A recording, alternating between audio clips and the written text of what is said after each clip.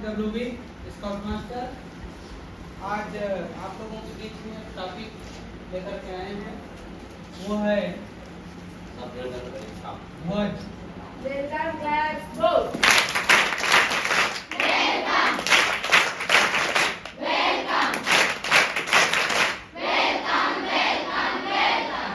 धन्यवाद धन्यवाद धन्यवाद।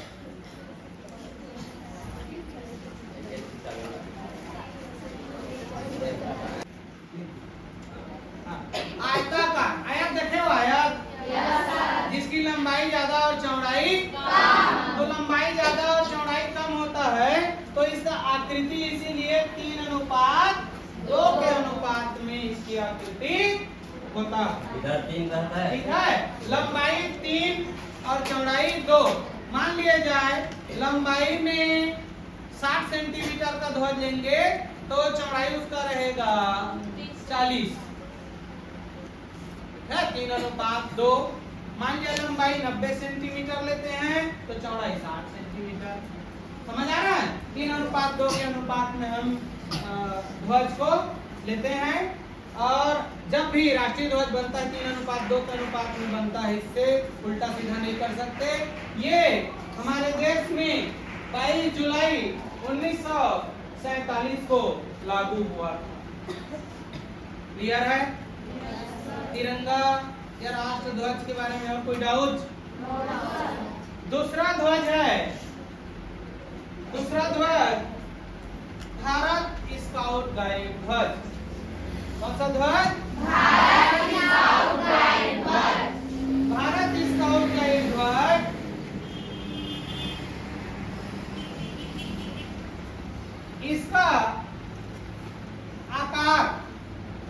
इसका आकार आयताकार होता है और इसका जो पृष्ठभूमि होता है, जैसे इसका जो पृष्ठभूमि था 3 रंग था, केसरिया, सफेद और हरा, परंतु इसके पृष्ठभूमि कैसे होते हैं? गाढ़े नीले रंग के होते हैं। कैसे होते हैं? गाढ़े नीले रंग के होते हैं। इसका आकार भी कैसा होता है? आयताकार। आकृति कैसे होते हैं? 3:2 के अनुपात में होते हैं।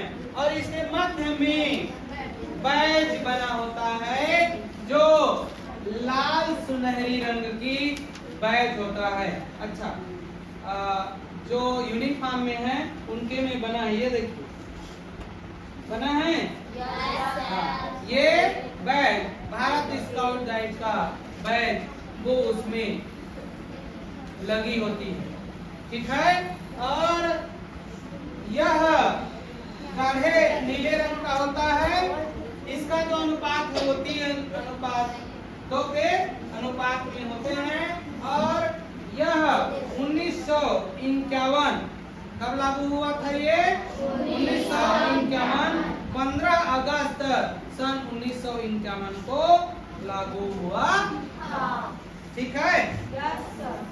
इसमें किसी को कोई डाउट? अब उसके बाद तीसरा लिखिए राष्ट्र विश्व। ये अभी तक हम लोग राष्ट्र अपने देश में करने वाले ध्वज के बारे में जान रहे हैं। आगे है विश्व स्काउट ध्वज। विश्व स्काउट ध्वज, विश्व स्काउट ध्वज यह भी आयताकार ही होता है। इसका आकार कैसे होता है? आयताकार। और आकृति इसका भी 3:2 के अनुपात में होता है। कैसे अनुपात में होता है? 3:2 के अनुपात में होता है। और इसका जो पृष्ठभूमि होता है वो बैंगनी रंग का होता है। कौन से रंग का? बैंगनी रंग का। ये दिख रहा है बैंगनी रंग के पृष्ठभूमि में लाल सुनहरी रंग की बैज लगी होती है, विश्व बंधुत्व बैज। ये बैज दिख रहा है? ऐसा बैज उसमें इस प्रकार से विश्व स्काउट का जो बैज लगा होता है। ठीक है। ठीक है जी। Yes, sir. लाल सुनहरी। आकार हो गया, आकृति हो गया, पृष्ठभूमि का रंग बैंगनी हो गया। और यह कब लागू हुआ था? तो 18वें विश्व स्काउट सम्मेलन, 18वें विश्व स्काउट सम्मेलन लिस्बन में 1951 को हुआ था और इसी दिन इसको लागू किया गया था। कौन से विश्व स्काउट सम्मेलन? 18वें विश्व स्काउट सम्मेलन कहाँ हुआ था? लिस्बन। कहाँ हुआ था? लिस्बन। यही इन्हें ना, इधर। लिस्बन, यही आता सब ना, लिस्बन। लिस्बन में इसे स्वीकृत किया गया था और यही लागू हुआ था। हाँ, 1951 को लागू हुआ था। ठीक है, एनी डाउट? No, sir. चौथा नंबर है विश्व गाइड ध्वज। विश्व गाइड ध्वज, ये जो ध्वज है वो इसमें क्या अलग है? विश्व स्काउट ध्वज और विश्व गाइड ध्वज में क्या अलग है? इस चीज को आपको समझना। तो इसका जो आकार है वह भी आयताकार है। कैसा है? आयताकार। ठीक है। और इसके जो अनुपात हैं वह आकृति 3:2 के अनुपात में इसकी आकृति। कैसी आकृति है? 3:2। ठीक है।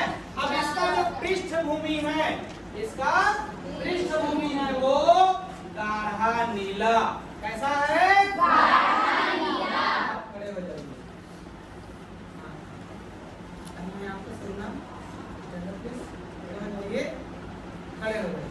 ये देखिए, इसके बाएं आस्तीन पर विश्व गाइड का बैज लगा दिख रहा है। ये आस्तीन में बताओ जी। अरे वहाँ पे लगे होते हैं। आस्तीन में, हाँ आप देखिए जिसके में लगा। हाँ खड़े हो जाइए। ठीक है, ठीक समझ आ रहा है? हाँ, ये इस प्रकार से सबको दिख गया? कोई डाउट है? बैठ जाइए, बैठिए, उल्टा सीधा लगा लीजिए, बैठिए बैठिए, वो बात बताएंगे हाथ किसको लगाना। ठीक, ये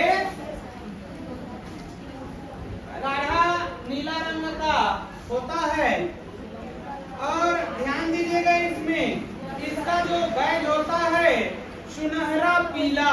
कैसा? सुनहरा पीला का बैज होता है। और यह कब लागू हुआ था? यह कब लागू हुआ था? 15 अगस्त 1930 को। 15 अगस्त 1930 को फ्रॉक्सलिंच सम्मेलन, कहाँ? लंदन। फ्रॉक्सलिंच सम्मेलन लंदन में नॉर्वे की चीफ कैरी ऑस के द्वारा स्वीकृत किया गया था।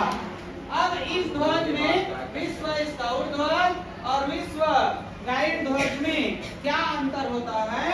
तो इसमें ध्यान देना थोड़ा सा, एक तो बैज में अंतर हो गया है ना, और यहाँ पर इस प्रकार से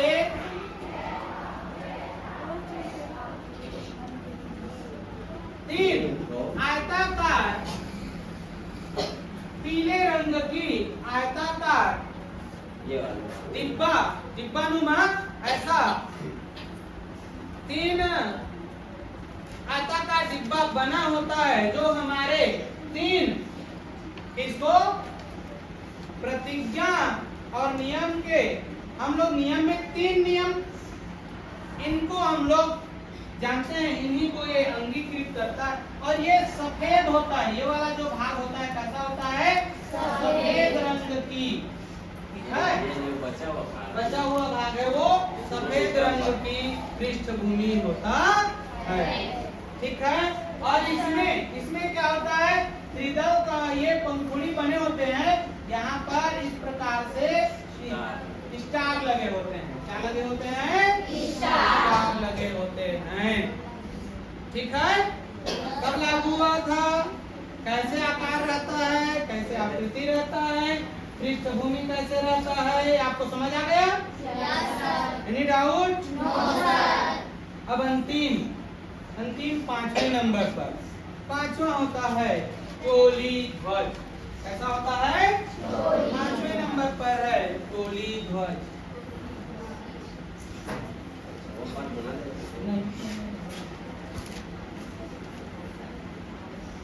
टोली ध्वज, ठीक। टोली ध्वज कैसे होते हैं? ऐसे तिकोना, ठीक है, ठीक। तिकोनाकार कैसा होता है?